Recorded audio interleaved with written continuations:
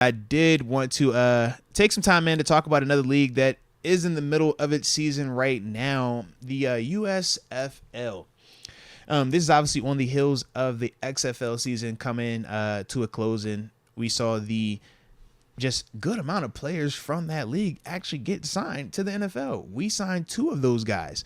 In terms of the corner, Luke Barco, and the... You think this is why we're clearing some room up, maybe? Low key, you never know, right?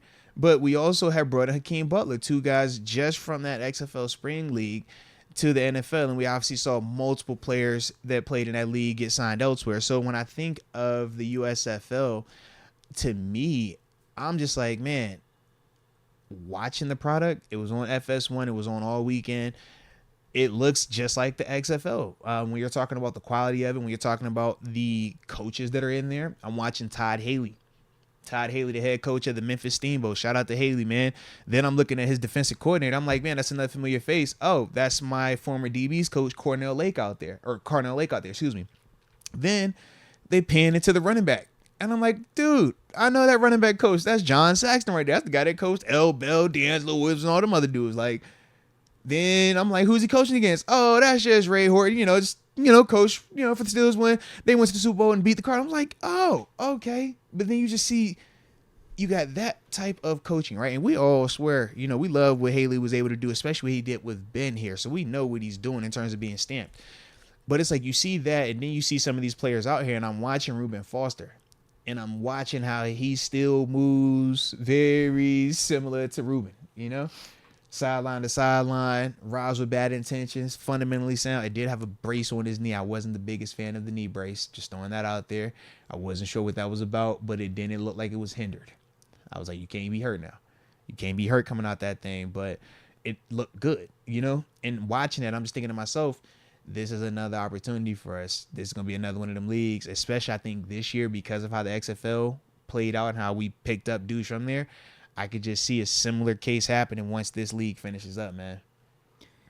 Yeah, that's what I've been doing. I haven't been watching it all, but I've just been keeping tabs on what Reuben Foster's doing on a week-to-week basis. Yeah.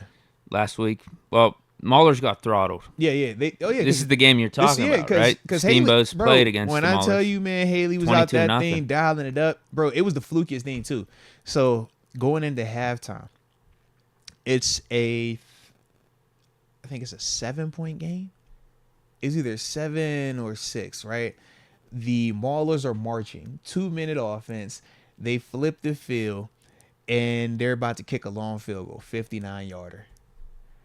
Son, the field goal lands on the back line. Dude catches it, takes it 109 to end the half. No way. Yes, bro. Yes. No way. Yes. Then after that, they come out, score again. So it turns from 7-zip, 6-zip to 22-zip like that, bro. Yeah.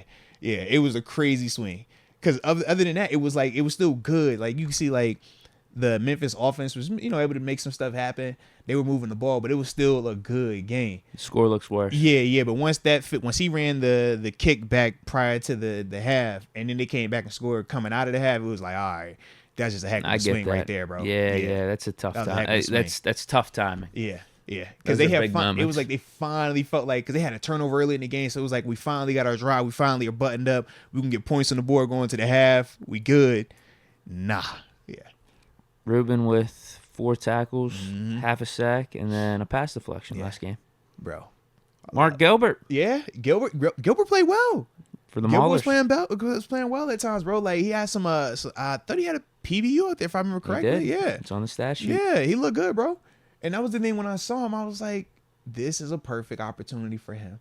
You talk about how does Mark Gilbert get back in the league. And remember when TG came on and was talking about the age group of some of these guys.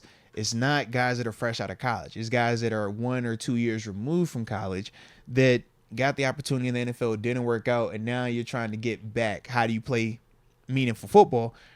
The USFL, the XFL, those are those things. But Mark definitely looked like he belonged. You watch him, it's like, I could see him getting a call to come back somewhere because of what it looked like out there, and because I'm watching it versus legitimate talent right now, or at least for what we're comparing it or evaluating it against, it is still pro level competition. So yeah, man, I was definitely liking it though. How you feel about these quarterbacks compared to the XFL? Worse, better. TBD. I need a little more time.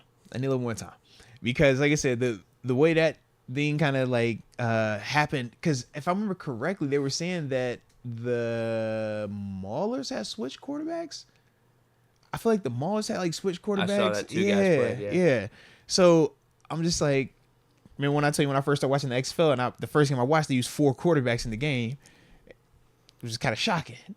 So I don't know if that's like consistently gonna be the thing.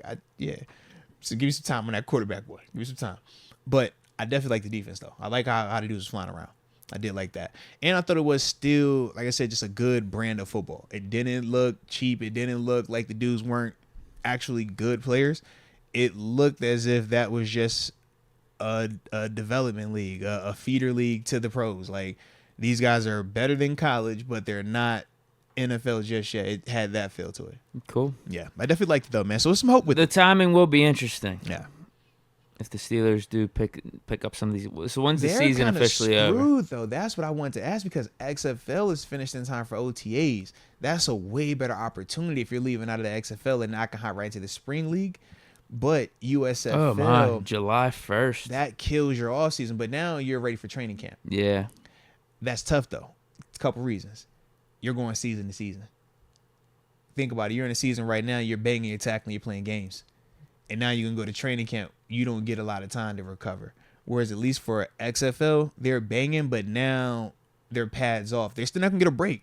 It's going to be a year of football for them. But they at least get to take the pads off right now.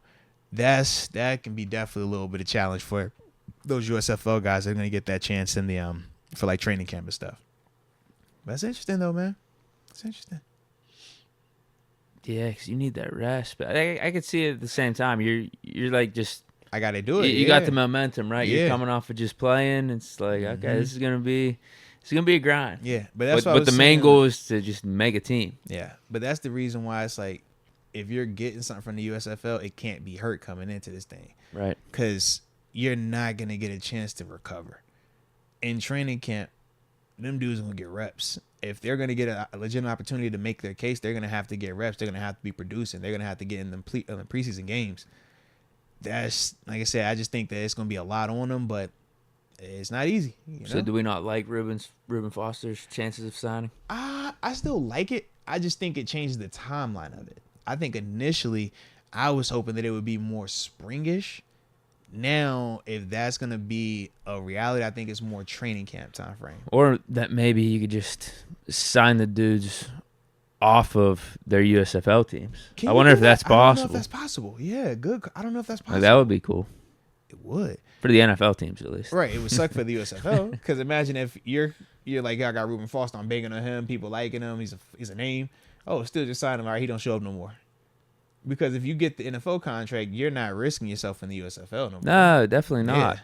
And I feel like it would make sense for the NFL teams to do that. Yeah. Just if you're going to try to sign them anyway at the end of this thing, at the end of the USFL season, why not just try to get them now? Go get them now. And get them out of there, help them rest up for whatever it is, the OTAs, the mini camp, and then also for training camp. Yeah. But you would have to really love them.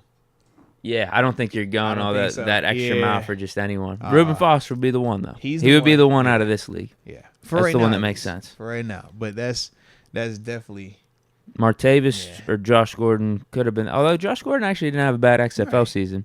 What I'm saying is, like, if Martavis balled out at the XFL, I think a team would have went out of their way and like, all right, let's get you out of here. Stuff, yeah. It would only took like 2 weeks too, man. Because you want to see it first off. That's the wild factor, and then can you repeat it? After you've done it 2 times, man. Like, yeah, if he I went know like what back to you back are. for 120 and a couple touchdowns, You'd be like, I know what it is. I believe in it. Like, or if it was, they have to double you every single time, but it wasn't that. So yeah.